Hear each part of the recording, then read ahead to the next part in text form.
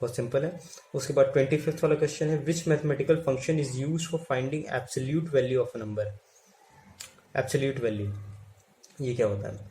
सबसे पहले जैसे अगर कोई नेगेटिव नंबर है वो पॉजिटिव देगा, पॉजिटिव है तो पॉजिटिव देगा उसी नंबर को, ठीक है, बस यही एब्सोल्यूट वैल्यू होती है। तो एब्सोल्यूट की स्पेलिंग होती है ABSOLUTE। और ये जो फंक्शन होता है mathematical function absolute value find करने का, वो भी उसी का ABS वहाँ से उठा लो, बस math.abs, बस यही होता है। उसके बाद आते हैं 26 क्वेश्चन पे, what are the two types of type casting in Java. बहुत इंपॉर्टेंट क्वेश्चन। दो तरह की टाइप कास्टिंग जावा में कौन कौन सी होती हैं? एक इम्प्लिसिट और एक explicit type casting. Explicit type casting और इम्प्लिसिट टाइप कास्टिंग, ठीक है। और आगे देखेंगे इसके बारे में, डेफिनेशन भी इसकी इंपॉर्टेंट है। Next question 27, what are the formal parameters. What are formal parameters? Formal parameters, answer है the parameters appearing in function definition statement is called formal parameter. मतलब फंक्शन की डिफिनेशन में जैसे फन, सम, और वहाँ पे जो ब्रेसेस लगे होते हैं, जब फंक्शन जहाँ कॉल करते हैं वहाँ नहीं, जहाँ पे आपका फॉर्मल पैरामीटर्स होते हैं, फॉर्मल पैरामीटर्स, ठीक है, अपीयरिंग जो फंक्शन के डिफिनेशन स्टेटमेंट में हेड में आते हैं, वहाँ पे उनको हम फॉर्मल पैरामीटर्स बोलते हैं। वही एक्चुअल पैरामीटर्स वो होते हैं, पैरामीटर्स होते हैं जो हम किसी फंक्शन को कॉल करते हैं जब वहाँ पे देते हैं, ठीक है, वैल्यूज जो देते हैं। तो डेफिनेशन याद कर लेंगे, what are formal parameters? The parameters appearing in function definition statement is called formal parameters. What are actual parameters? The parameters appearing in a function calling statement is called actual parameters. Function calling statement में जो parameters appear होते हैं उन्हें हम बोलते हैं actual parameters। तो आते हैं 29th क्वेश्चन पे, What is the return type of library function? Replace library function का रिटर्न डेटा टाइप क्या होता है? अब ये जो इनपुट लेता है, जो दोनों होते हैं वो कैरेक्टर देते हैं, ठीक है। तो ये जो रिप्लेस फंक्शन होता है ये बेसिकली कैरेक्टर लेता है, जैसे जो फर्स्ट अपीयरिंग कैरेक्टर होगा उसको बदल देगा ये स्ट्रिंग के अंदर, ठीक है। तो ये कैसा देगा आपको? रिटर्न टाइप इसका स्ट्रिंग होगा, मतलब ये स्ट्रिंग को चेंज करके दे देगा हमको। What is the default value of primitive data type integer? Integer data type की डिफॉल्ट वैल्यू क्या होती है? 0 होती है, ठीक है। और default value of float data type की डिफ़ॉल्ट वैल्यू क्या होती है? 0.0f होती है। अब f लगाना इंपॉर्टेंट है यहाँ पे। उसके बाद next question 32, what is the wrapper class for चार टाइप? कैरेक्टर का कैपिटल में CHARACTER, इसकी wrapper क्लास होती है, ये याद कर लें। उसके बाद next question 33, what is the wrapper class for Boolean type का क्या होता है? ये भी बोलियन ही होता है, B पर कैपिटल में रहेगा। और 34th में name the two types of constructor. Constructor के दो टाइप, नॉन पैरामीटराइज्ड और पैरामीटराइज्ड कंस्ट्रक्टर, ठीक। उसके बाद 35th question, what is the function of catch block in exception handling? Catch block का काम क्या होता है एक्सेप्शन हैंडलिंग में? What is the function of catch block in exception handling? तो देखते हैं, catch block is group of Java statements that are used to handle raised exception. Exception handling में काम क्या होता है कैच ब्लॉक का? ये एक्सेप्शन जो रेज होता है उसको हैंडल करने के लिए यूज होता है, ठीक है। Catch block is a group of Java statement that are used to handle a raised exception. Raised exception को हैंडल करने के लिए कैच ब्लॉक यूज किया जाता है। तो 36 क्वेश्चन क्या है, where does a catch block appear in a program? Catch block कहाँ अपीयर होता है प्रोग्राम में? Just after the try block. Try block के बाद आता है कैच ब्लॉक, ठीक है। 37th question, state the package that contains the class buffered reader. buffered reader class किस पैकेज में होता है? buffered reader is stored in java.io package. java.io package में buffered reader class स्टोर होता है। 38th क्वेश्चन क्या है, state the package that contains the class scanner. किस पैकेज के अंदर स्कैनर क्लास होता है? java.util पैकेज के अंदर स्कैनर क्लास होता है। 39th question, name a string function that removes the blank space provided in the suffix and prefix of a string. ऐसा स्ट्रिंग फंक्शन जो किसी भी स्ट्रिंग के आगे से और पीछे से ब्लैंक स्पेस को हटा देता है, ठीक है। वो कौन सा फंक्शन होता है? ट्रिम फंक्शन होता है। 40th question, name the mathematical function that is used to find the sine of an angle given in radian. मतलब मैथमेटिकल फंक्शन ऐसा कौन सा मतलब मैथमेटिकल फंक्शन जो कि किसी भी एंगल का साइन निकालने के लिए यूज होता है। साइन फंक्शन मैथ डॉट, पर यहाँ पे इंपॉर्टेंट है कि SIN ना लिखे, SIN लिखे, math dot SIN function. 41 question क्या है, the access specifier, the access specifier that gives the most accessibility. ये तो समझ में आता है, किसमें सबसे ज़्यादा मोस्ट एक्सेसिबिलिटी होती, किस स्पेसिफायर में, पता है, पब्लिक एक्सेस स्पेसिफायर में। 42, the access specifier that gives the least accessibility, least accessibility किस एक्सेस स्पेसिफायर में मिलती है, प्राइवेट एक्सेस स्पेसिफायर में। 43 क्वेश्चन क्या है, state one difference between floating point, literal float and double. हाँ, ये इंपॉर्टेंट क्वेश्चन है। जैसा कि हमें पता है फ्लोट और डबल का हम यूज करते हैं फ्लोटिंग पॉइंट वैल्यूज के लिए, को डिफाइन करने के लिए, तो इन दोनों में डिफरेंस क्या होता है, बेसिकली इन दोनों में स्टोरेज की डिफरेंस होती है। ठीक है, डबल बड़ा होता है फ्लोट से स्टोरेज के केस में। तो बहुत सिंपल है, फ्लोट का जो स्टोरेज होता है वो होता है 4 बिट्स का, वेर एज डबल, डबल नाम ही से पता चल रहा है डबल है, फ्लोट का डबल स्टोरेज होती है, डबल का 8 बाइट्स होता है। ठीक है, स्टोरेज पे। 44th question, what is meant by package, package क्या होता है। Package is a collection of related classes and interfaces having common functionality. ठीक, package is a collection of related classes and interfaces having common functionality. उसके बाद 45th question है, name any 2 Java application program interface packages, programming interface packages, कोई 2 Java की, java.io और java.lang। What is an infinite loop, important question है। Infinite loop क्या होता है, non terminating loop is known as infinite loop. इतना simple सा answer. ऐसा टर्मिनेटिंग का मतलब जो खत्म ना हो, एक मतलब जो खत्म हो जाए, नॉन टर्मिनेटिंग मतलब जो खत्म ना हो, जो रिपीट करता रहे अपने आप को इनफाइनाइट तक। तो a non terminating loop is known as finite, infinite loop. तो आते हैं नेक्स्ट क्वेश्चन पे, जो कि है what is a constructor. Constructor क्या है, constructor is a member function, constructor is a member function that has the same name as the class and it has no return type, not even void। मैं यहाँ पे 2 बात note करनी है definition में constructor के। पहली, कंस्ट्रक्टर का जो नेम होता है क्लास के सेम नेम होता है, क्लास का जो नेम होता है वही कंस्ट्रक्टर का नेम होता है, और इसमें कोई रिटर्न टाइप नहीं होता, नॉट इवन वॉइड। हाँ, ये डिफिनेशन में मेंशन करना है। क्या, constructor is a member function that has the same name as of the class and it has no return type, not even void. उसके बाद आते हैं नेक्स्ट क्वेश्चन 48 पे, when is a constructor invoked, मतलब constructor कब invoke होता है, मतलब कॉल होता है, जैसे ही ऑब्जेक्ट क्रिएट होता है कंस्ट्रक्टर कॉल हो जाता है। Constructor is invoked automatically at the time of object creation, जैसे ऑब्जेक्ट बनता है वैसे कंस्ट्रक्टर कॉल हो जाता है। उसके बाद आते हैं 49th क्वेश्चन पे, what is the difference between switch statement and if else statement. Important question, switch statement और इफ एल्स स्टेटमेंट में क्या डिफरेंस होता है। तो स्विच स्टेटमेंट के डिफरेंस देखते हैं। It can only test for equality, equality के लिए चेक कर सकता है। It cannot handle floating points, floating values को हैंडल नहीं कर सकता ये। और इफ एल्स में क्या है, it can work with all relational logical operators के साथ काम कर सकता है। और it can handle floating integers as well as characters in string. Simple 2 differences हैं, ये याद हो जाए, अच्छा है। स्विच का पहला, ये सिर्फ इक्वालिटी चेक कर सकता है, और दूसरा फ्लोटिंग पॉइंट्स को नहीं हैंडल कर सकता। वेर एज इफ एल्स आपका क्या कहते हैं, इक्वालिटी, रिलेशनल, जितनी जितनी रिलेशनल प्लस लॉजिकल जो भी ऑपरेटर्स होते हैं सबके साथ काम कर सकता है, और floating as well as integer as well as characters और स्ट्रिंग, सारी फंक्शंस को ये हैंडल कर सकता है, मतलब सारे ऑपरेटर्स को हैंडल कर सकता है अच्छे से, मतलब सारे डेटा टाइप को हैंडल कर सकता है। उसके बाद 5th पे आते हैं, what is the data type return by library function compare to integer type.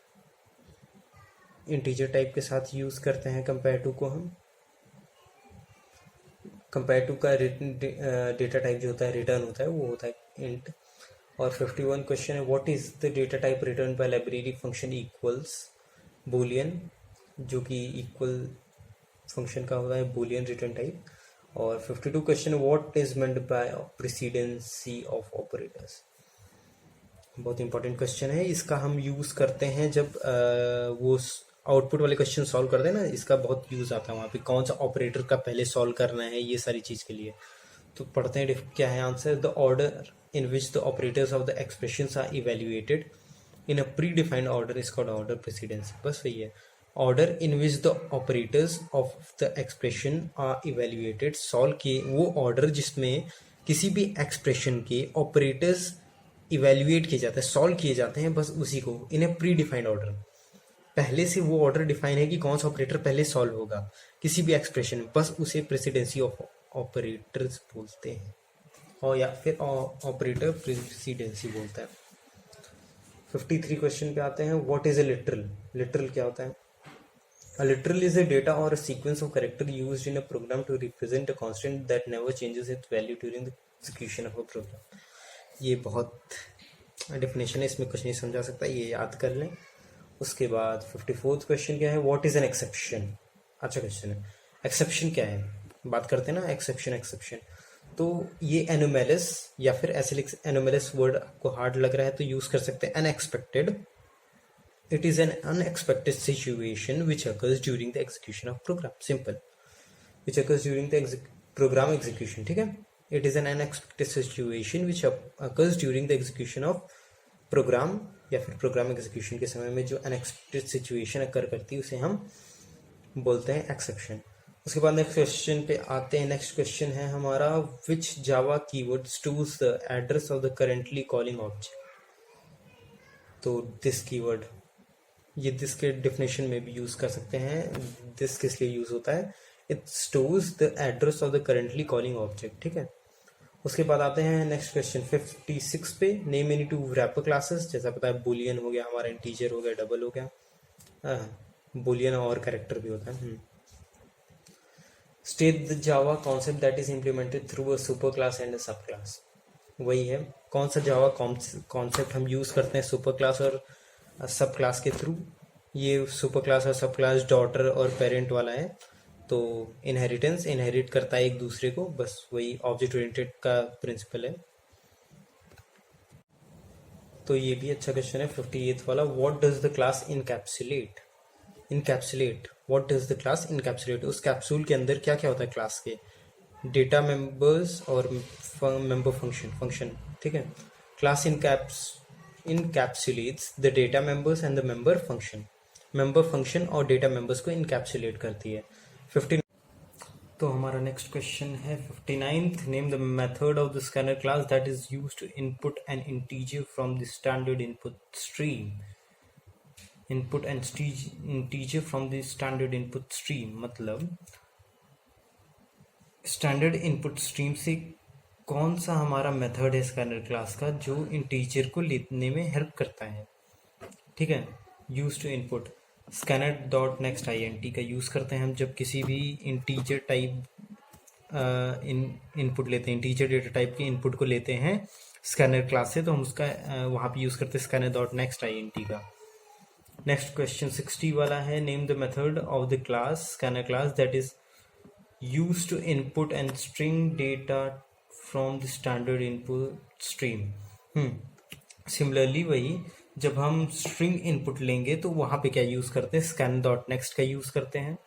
और next question 61। Give an example of primitive data types की एग्जांपल इंटीजर, शॉर्ट और फ्लोट, सिंपल। 62 वाला क्वेश्चन है give an example of composite data type. Composite data type की example बोल रहा है, array, class. ठीक है। और नेक्स्ट 63 पे आते हैं हम। What will be the type of error in case of missing semicolon? जैसे system dot println लिखा आपने, उसके बाद ब्रैकेट लगाया, उसके बाद सेमीकोलन लगाया।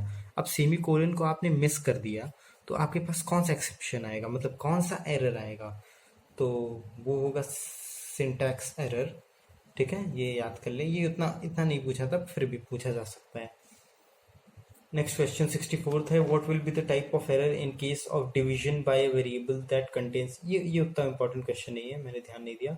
64th वाले स्किप करते हैं। हाँ, important question. What is an array? An array is a group of index data items of same type that are referred by a common name. ठीक है। ये डेफिनेशन याद कर लें। आई होप एरे पता होगा। ये ग्रुप ऑफ डेटा आइटम्स होते हैं, बहुत सारे डेटा आइटम्स होते हैं सेम डेटा टाइप के, ठीक है, उन्हें हम एरे बोलते हैं। Array is a group of index data items of the same type. हाँ, ये इंपॉर्टेंट बात, इंडेक्स होने चाहिए ना, 0 से index value, index data type of the same type that are referred by common name. उसके बाद नेक्स्ट क्वेश्चन 66 है, what is the difference between an object और अ क्लास। अच्छा क्वेश्चन है। क्लास और ऑब्जेक्ट में क्या डिफरेंस होता है? Class is a set of objects that share common characteristics and behaviour, ठीक, और object is an identifiable entity with some characteristics and behaviour. तो बड़ा कौन हुआ? क्लास हुआ ना, क्लास के अंदर ही तो ऑब्जेक्ट होता है। वही कह रहा है, class is a set of objects, is a set of group of objects that share common characteristics and behaviour. S class जो होता है वो ग्रुप होता है ऐसे ऑब्जेक्ट्स का जो सेम कैरेक्टरिस्टिक्स और बिहेवियर शेयर करते हैं। वेरएस जो ऑब्जेक्ट है is an identifiable entity with some characteristics and behaviour, ठीक। What are entry control loops और एग्जिट कंट्रोल लूप, बहुत पूछे जाते हैं ये दोनों। एंट्री कंट्रोल लूप्स क्या होते हैं देखते हैं। The loops in which condition is checked first and then the loop body gets executed are called entry control loops. They are also called pre tested loops. Second point, example for और while. अब जैसे देखिए समझाता हूँ मैं। पहले exit control loop भी देखा, फिर दोनों में डिफरेंस बना के समझेंगे तो अच्छे से आसानी से समझ में आता है। तो एग्जिट कंट्रोल लूप पे आते हैं हम पहले। फिर एग्जिट कंट्रोल लूप्स क्या होते हैं देखते हैं। The loops in which loop body gets executed first, loop की बॉडी पहले एग्जीक्यूट होती है and then the condition is checked are called exit control loops. They are also called post tested loops. Example do while. अब जैसा नाम से आप समझने की कोशिश करिए। यहाँ पे एग्जिट कंट्रोल है, ठीक है, और वहाँ एंट्री कंट्रोल लूप है।